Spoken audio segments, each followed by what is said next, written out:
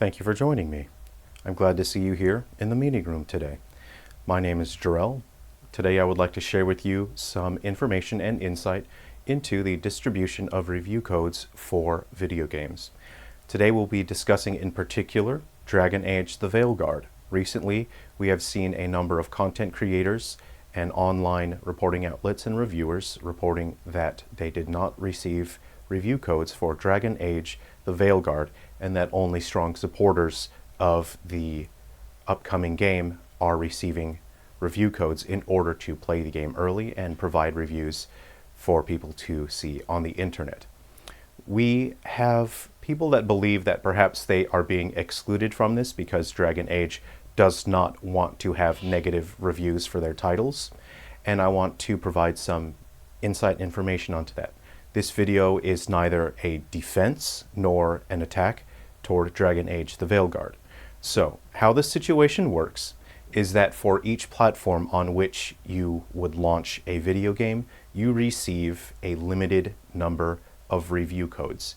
You do not get to generate an infinite number of review codes. I have been reading comments online, I've been listening to people's thoughts and perspectives, and as a developer myself that has shipped on a few different platforms, I would like to share the information with you without violating any NDA agreements, is that for each platform you have a limited number of review codes. You do not get to keep making as many as you want. For some platforms you may find perhaps you only receive 150 to 200, maybe 300. Some platforms have review code restrictions that are also tied to the region as well, which actually allows you to have a certain number of review codes per region.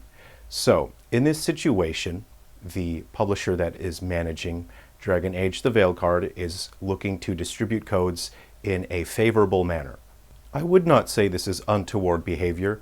Naturally, when you are launching a major product, you would like the reviews early on to be as positive as possible. Now here is where things become a little bit problematic, is that if you are comfortable with your product and you are confident in what you have made, then you would distribute review codes regardless of the bias of whoever is reviewing your title.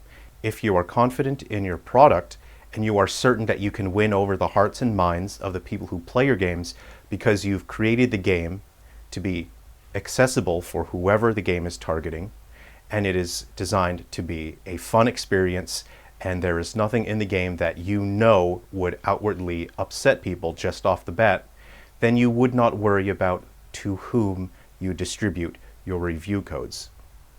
As a smaller independent developer myself, I do not discriminate between who I distribute review codes to, and in general I reserve my review codes so I can distribute them to everyday gamers.